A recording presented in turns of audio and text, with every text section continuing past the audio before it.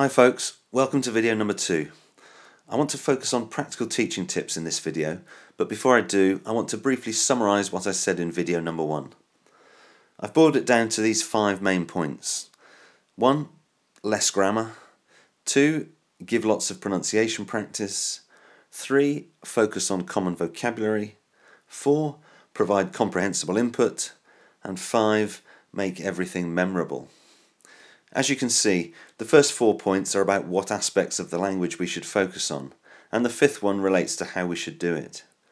I also pointed out the need to have quite a rigid structure to the teaching day, but to have a variety of activities within that structure. Now let's look at some tips for making this kind of structure and this kind of material work for you in the classroom. The first thing you need to do is establish your authority. By this I don't mean run the class in an authoritarian way. I mean you need to take control of the learning environment in such a way that your students have confidence in your knowledge and your methods. In their eyes, you're an authority on the English language and how to learn it. If you're a recently qualified teacher with no in-depth knowledge of the English language and very little classroom experience, you might think this is a problem, but don't worry. As in many other situations in life, psychology is all important here. So if you follow these tips, you'll be able to make a good impression. However, it's essential that you employ these tips from the moment you step into class. The old saying that you never get a second chance to make a good first impression is absolutely true. Organisation and planning is one of the keys to good teaching. You need to have a system for everything, and of course your students need to know what your system is and what you expect from them. Your system will be a mixture of learner training and classroom management, so it basically underpins everything you do. Clearly you need to explain this to your students at the very beginning of the course. However, many teachers don't do this because either they don't realise how important it is, or they don't want their first lesson to be a boring hour-long lecture. So how do we focus on learner training without resorting to a long lecture? Well, my answer is the Learning English quiz. Quizzes are one of the best classroom activities, but they need to be designed and delivered well. They provide a real reason for listening or reading, and the competitive element is a great motivating factor, particularly for teenagers. They can be done in pairs or teams so no one feels isolated, and they can also be used effectively with large groups of students. So as a classroom activity, they take a lot of beating. The Learning English quiz appears under Getting Started at the beginning of the Everyday English workbook, so there's an element of intensive reading to this particular quiz. There are a mixture of questions about English and learning, and most of the questions are multiple choice, so if students don't know the answer, they can guess. The idea is that students do the quiz and then swap papers with another group, and the teacher gives the answers. It's at this giving the answers stage that you can begin to highlight some of your essential points about learner training and the respective roles of the students and the teacher. So for example, question 1 is, where's the best place to learn English? And the possible answers are A, in class, B, on the streets in Britain, C, in your own country, or D, all of these. The answer, of course, is all of these. And this gives the teacher the opportunity to point out that learning English is an ongoing process which cannot be achieved just by attending a few classes. It requires a lot of hard work on the part of the student. All the teacher can really do is guide the student in the right direction. I'm not going to go through all the other aspects of learner training that you need to highlight here, as they're all outlined in the teacher's notes for the quiz. Psychologically, the first day of the course is a good time to outline rules and how the course will run, because the initial lack of familiarity between you and your students will mean they're more likely to pay attention.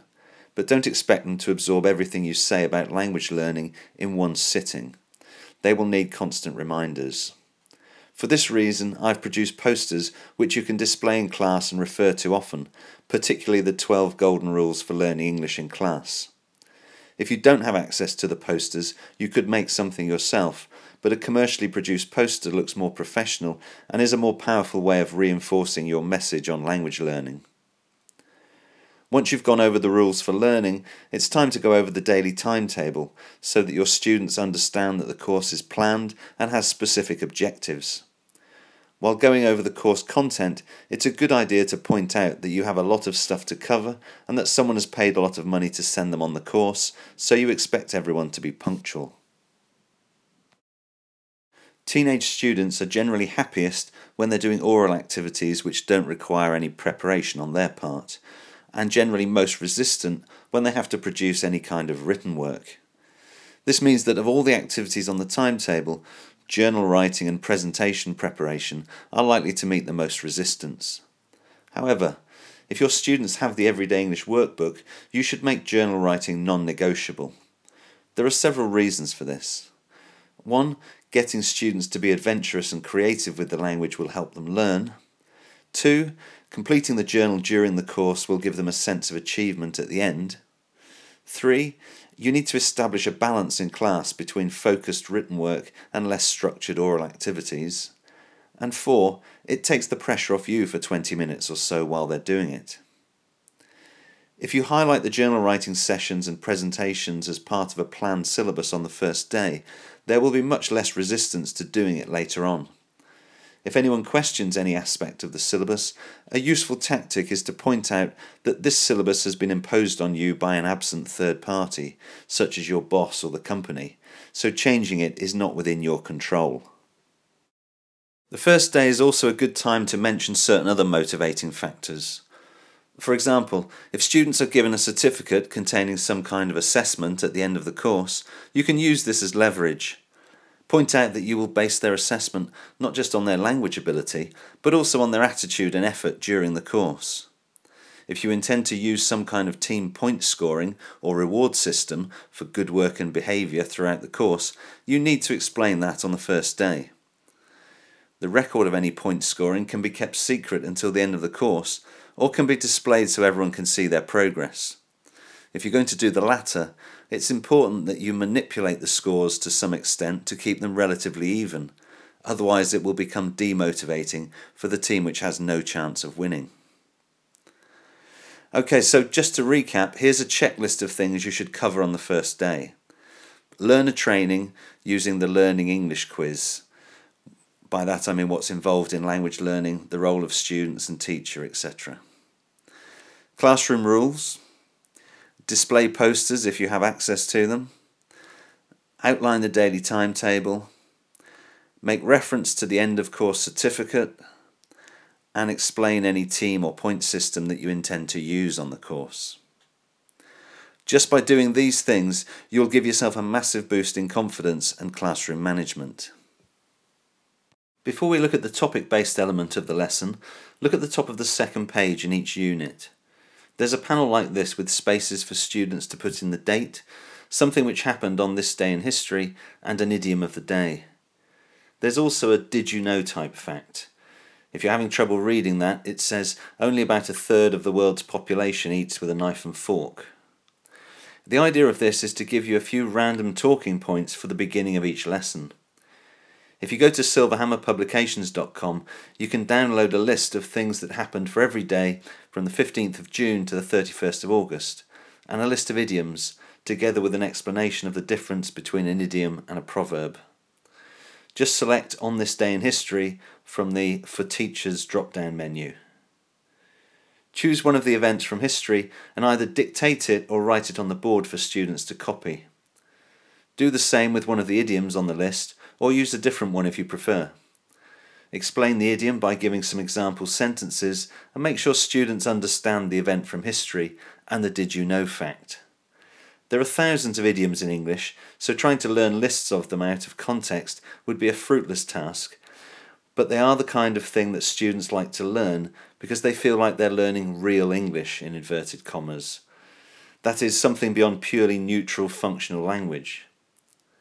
Obviously, some of the On This Day in History facts are more interesting than others, but try and use them to stimulate a little discussion wherever possible. For example, on the 4th of July it says, 1776, American colonies separated from Britain by the Declaration of Independence. Once they've written this down, you could ask them if they know what the significance of the stars and stripes are on the American flag.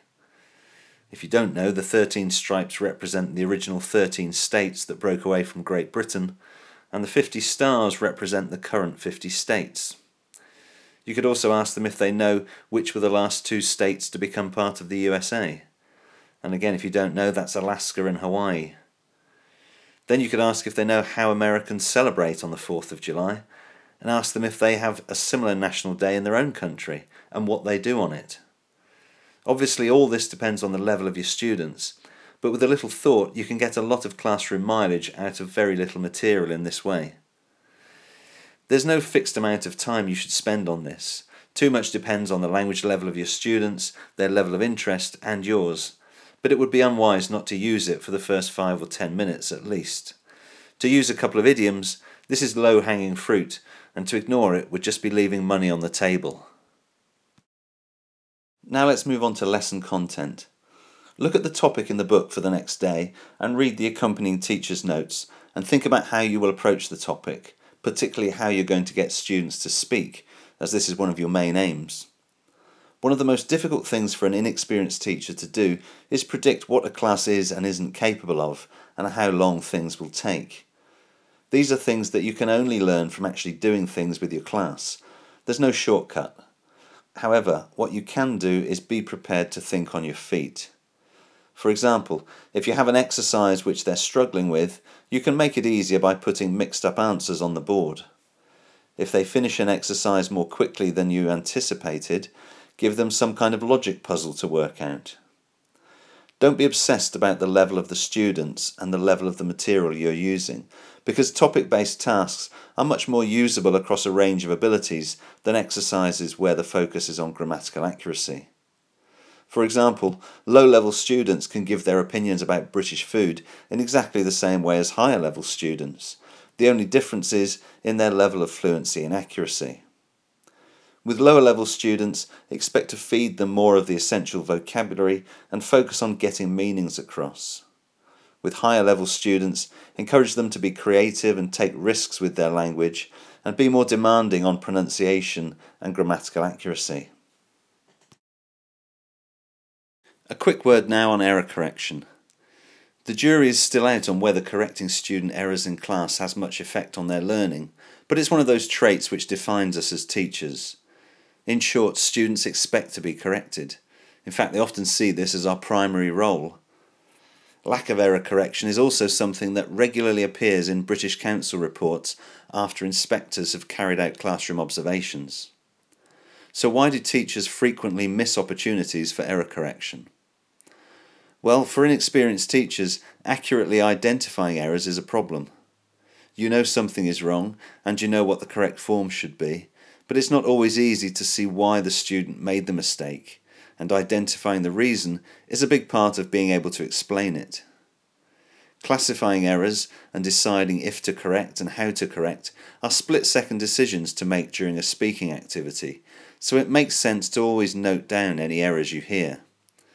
This allows you more time to think about the reasons for the errors, to decide which errors are the most important and how you're going to deal with them without interrupting the flow of the activity. Regular but brief correction sessions also make you appear to be a very organised and conscientious teacher. I talked about pronunciation at some length in the first video.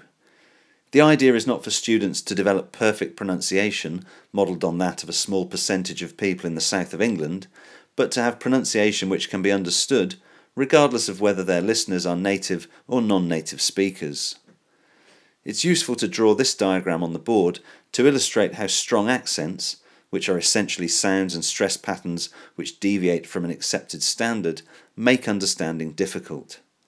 It doesn't matter if it's the regional accent of a native speaker or the accent of a non-native speaker. Obviously, pronunciation problems differ from one learner to the next, depending on how many sounds their first language has in common with English and how similar its stress pattern is to that of English. So how you approach pronunciation lessons should be dictated by the nationality makeup of your class. For your students, improving pronunciation is not just about copying the sounds and stress patterns they hear. It's about positioning the tongue and moving the muscles in the mouth in a different way to when they speak their own language. In effect, it's learning to do something that feels unnatural, rather like suddenly having to use your left hand to do things you would normally do with your right. Naturally, this is not something they will master immediately. It will require continued practice. In fact, to help students understand this, you can start your first pronunciation class, and any subsequent classes if you wish, with a physical warm-up of the facial muscles by repeating front vowels followed by back vowels, like this: e, oo, rather like an opera singer warms up their vocal cords before a performance. As I've already said, the aim of the pronunciation element of the course is not for students to achieve perfect pronunciation, but rather to unlock some of the mystery of it. We want them to develop an understanding of how English pronunciation works, to practice it while they're with us, and to lay solid foundations for them to build on in the future. For you, the teacher, the aim is also to improve your understanding of how English pronunciation works, and to give you the confidence to incorporate it into the rest of your teaching. On any course in the UK, there's an expectation that at some point the syllabus will include some reference to British history and culture, with particular emphasis on local places of interest. The texts in the Everyday English workbook cover aspects of British history and culture, but it's up to the teacher to check their students' excursion destinations and pick the texts which they think are most relevant. If you can add extra information about a local visit, so much the better. The texts in this section of the workbook are also available as video or audio files and can be downloaded from silverhammerpublications.com. In my experience, the listening texts which accompany published coursebooks vary greatly in quality. They're usually scripted, peppered with certain grammatical structures, and read by actors, and as a result usually sound quite unnatural. With these texts I've tried to avoid this, but I've tried not to make the language too difficult, and I've read it quite slowly and clearly to aid understanding, I hope. Each text has some blanks with the missing words in a box at the bottom. I've chosen this kind of exercise because it requires intensive reading and understanding, but is not too difficult if students use the contextual clues. These listening exercises are in the form of short YouTube videos. They're only 2 to 2.5 minutes long, so I would advise you to download them all onto a memory stick at the beginning of the course, both as video and audio files, so that you have a format that you will definitely be able to use in class. Besides the history and culture files, there are also descriptions of mystery personalities which you can incorporate into any lesson where you think they're relevant. So for example, you might use the Einstein one while you're on the topic of science or the future, or the Muhammad Ali one when you're discussing sport or perhaps civil rights. In the first video I made the point that there's no prescriptive teacher's guide for everyday English. Rather, it's a loose collection of ideas which you have to evaluate and use as you think best with your particular group of students. On the same principle, the activities listed on the timetable do not have to be delivered in that order, nor do they have to be exactly 20 minutes long. You may find that your students really benefit from and enjoy the pronunciation sessions, and that you regularly spend 30 or 40 minutes on them. That's fine. You may find that the time you spend on vocabulary and journal writing leaves no time for grammar. That's fine. The timetable is a framework, and it's up to you to put flesh on the bones in a way that benefits your students and suits your teaching style. However, one thing you must remember is that if your teaching situation is one where you share the teaching of your class with another teacher, you have to make sure that you are both clear about which topics each of you are going to cover.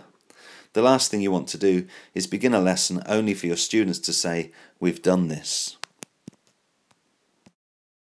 Okay, time's almost up for this video, so I'll end with a quick look at the last page of Everyday English. Titled The Power of Three, it provides the students with a chance to reflect on what they've done and what they've learnt on the course, and also encourages them to think about what they'll do to continue learning English when they get home. There are also some words of encouragement from their teacher, which they have to decode from a string of phonemes, and a space for you to sign their book. Besides reinforcing the message of learner training, these exercises help to add a sense of completion to the course, so I strongly advise you not to overlook this last page. Right, that's all for this video, so thanks for watching, and please check out the next video where I'll be focusing on games among other things.